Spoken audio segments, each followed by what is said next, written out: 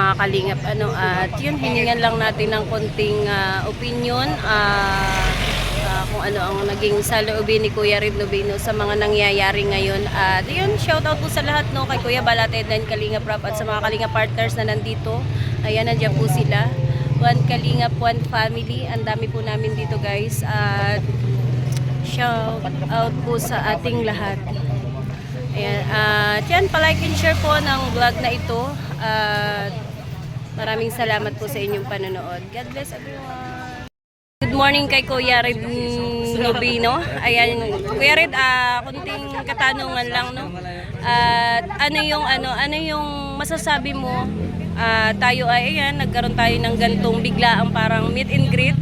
No, anong gusto mong sabihin dito sa nangyari ngayon na ito sa Kalingap? Itong pangyayaring ito ay dalawang klaseng good and bad, Ang good thing, unahin natin yung good thing ay para maging lesson din, maging aral na bawat sasabihin mo sa kapwa mo ay aralin mo dahil pwede kang balikan. Yes. At bawal makapanakit, makapanira ng kapwa, nasa batas naman natin. So, ang bad thing, ang pangyayari masama dito, dati tayo magkakaibigan, and dahil sa udyok-udyok, nakikinig sa mga nagpipinan sa inyo, diba, may mga sponsor kayo, na may galit sa isang tao, tulad kay Kuya Bal, babayaran ka para gawin ito, or operan ka ng mga pangako, yun yung bad thing doon ay napasama ka dahil nagpagamit ka. Yes. Nagpadala ka rin sa damdamin mo. Yun ang pangit dito. Kaya maging aral ito sa lahat, sa lahat ng member, maging member pa sa Team Kalingap. Sana maging aral ito lahat dahil hindi ito basta-basta abala ito, saka busan ng pera. Yes, hindi basta-basta ang kaso. Talagang pag wala kang gagastusin. Ito yun. At saka ang kaso natin, hindi natin pwedeng iasa sa mga tao. Totoo. Paano kung humaba ng humaba? Ito isang taon to. Isang taon niyang kinontent si Kuya Val, kaya isang taon ng So, ito, hindi basta-basta ito. mahaba-habang Mahaba proseso. Ito. Oo, kaya kung milyonaryo man ang sponsor mo na sumusuporta sa'yo, mabusan dito. Tsaka ang tanong, sasamahan ba sila hanggang dulo ng mga tao na yun? Tama. Ang sponsor, may mga pamilya yan, may mga kailangan din yan. Pag umabot na sa kalahating milyon ang binibigay sa'yo, sana mali na to, dapat sa pamilya ko na tumapunta. Dahil lang sa mga bukso ng damdamin, gumastos akong ganito. Ang sinisingil ni Kuya Bal is 5 million danyos. 5 million. Oo. Kaya kailangan, paano niya kaya yung mapapaghandaan, no? Isang taon niyang kinontent, napakarami kong count mo. Grabe kasi talaga yung pambabalahura nila. Kahit ako di naman ako dati nakikisimpatya sa mga issue. Pero simula nung talagang parang sobrang init na at masyado nang nababalahura, kumbaga natuto akong naglabas ng mga opinion or ng konting reaction natin. Kasi mali yung napapakinggan natin. Kahit sinong tao na tahimik, siyempre pag tulad nitong member tayo ng Kalingap, inaatake na yung, kumbaga yung bahay na natin, sa bayan na yun, inaatake mo, sasaktan ka rin. Totoo. Lalabas mo rin yung opinion. Kaya nga, napanood ko yung vlog mo na pupunta ka, sabi ko, Bebal, Bigyones pupunta. Ha? Gulat pa siya. Kaya pala alam niya. Oo, Nagulat ako, narinig ko sa Boom Radio, Billiones, papunta ka daw ng Dait, bakit di ka pa sumasakay? Pero kasi nagsa-ano pa lang ako, nagpe-prepare pa lang. napanood ko kasi sa sa live. Silent viewer mo lang ako. Kaya sabi ko, itong tao na to, malayo mararating. Si Bigyones. Marunong tumingin kung saan siya nanggaling. Ayan. Thank you kay Kuya Red Nobino guys. Ayan, thank you sa support. Salamat. Ayan, salamat. Billionaires Mix Vlog. Supporters niya na ako. Since siya ay dumating sa first day niya pa lang yata sa diet. Ayan na, nandyan na tayo kay Kuya Red. Kaya, ayan, saludo ako dyan. At hindi niya iniiwan ng Team Kalingap. Salamat. Ayan, maraming salamat. And God bless Kuya Red. Good morning. Hoy, good morning. Billionaires Shout Mix out. Vlog natin. Grabe. Oh. Lalong gumaganda. Ba. Problema na ako. Ito yung babaeng hindi na-stress. Dami nga stress ay. Kumusta? Good morning. Okay lang. Yan, Ayos lang. Grabe kahit malayo. Nandito si Billionaires para supportahan si Kuya Bal. Yan mo makita ang One Kalingap from family. Diba? Yes. Ano? Galing gumaka. Galing pa dito. Papunta pa dito. Nagagsayang oras yan para supportahan si Kuya Bal. Siyempre. Anong masasabi mo? Ano masasabi mo dito sa nangyari ngayon? Kaya masasabi ko dito sa nangyayari. Mas maganda na yung ganito para malaman na kung sino yung may sala. At matigil na yung mga nangyayaring kaguluhan, di ba? Yes. Makita na ng publiko yung may nagawa.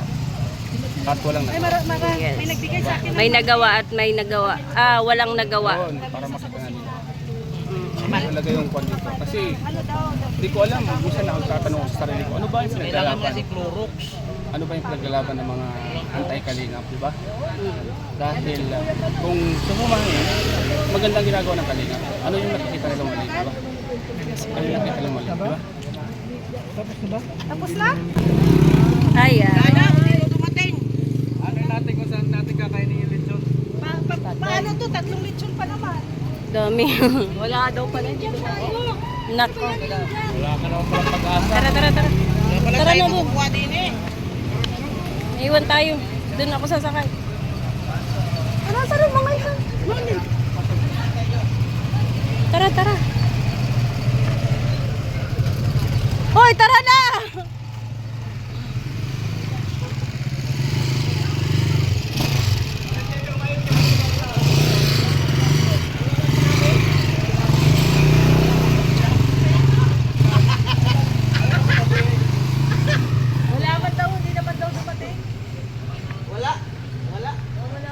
Diyan na?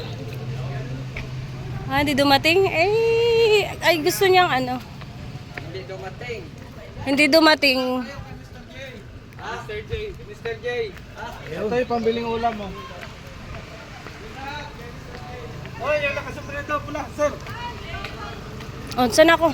Mamaya, may meeting muna sila. Mga media yan. Ay, medyo pa Sino, rin. pasok muna kayo. May meeting muna sila, may media yan.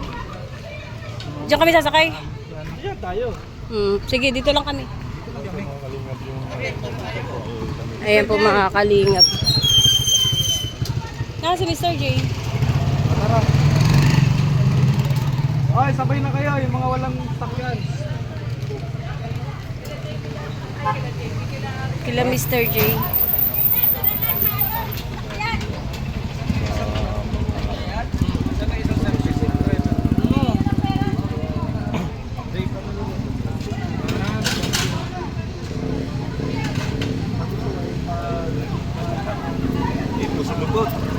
Shout out kay mo. Wala.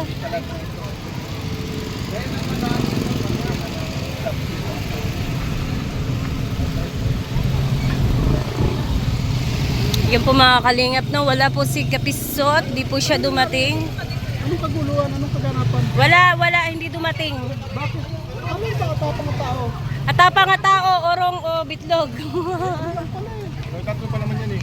Di ba? Tatlo yan, hanggang tatlo di dumating, sumpi na. Ano gagawin natin ngayon? Uwi na, magpa-party tayo, hindi dumating ay. Kain tayo doon, may kainan. Ay, ito pala si Madam Islam. Wait daw kayo, ano? Sakay. Ba't kayo nakita? Ha?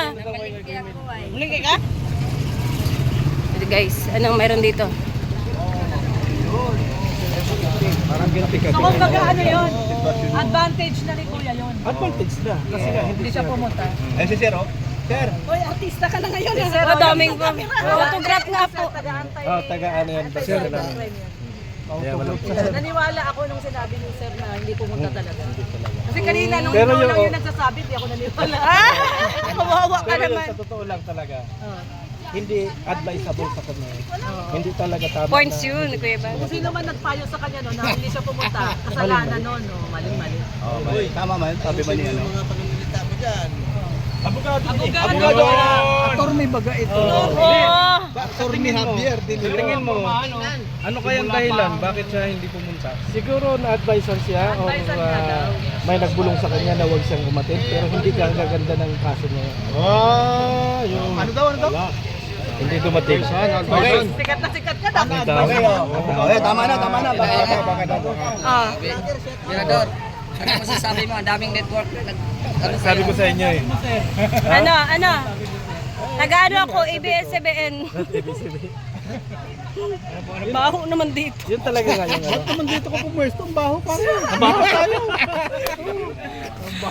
So, ayan po mga kalingap, no? Ayan, malinaw na malinaw. Hindi po dumating si Kapeso sa unang hearing. So, ayan, baka hindi po natin alam kung ano yung mangyayari. Pero sa pagkakaalam ko po, kapag sa unang hearing hindi ka umattend, so, points po yun ng nagsampa. No? Kaya, ayan, shout out po sa ating lahat dyan. Dami pong vlogger dito, guys.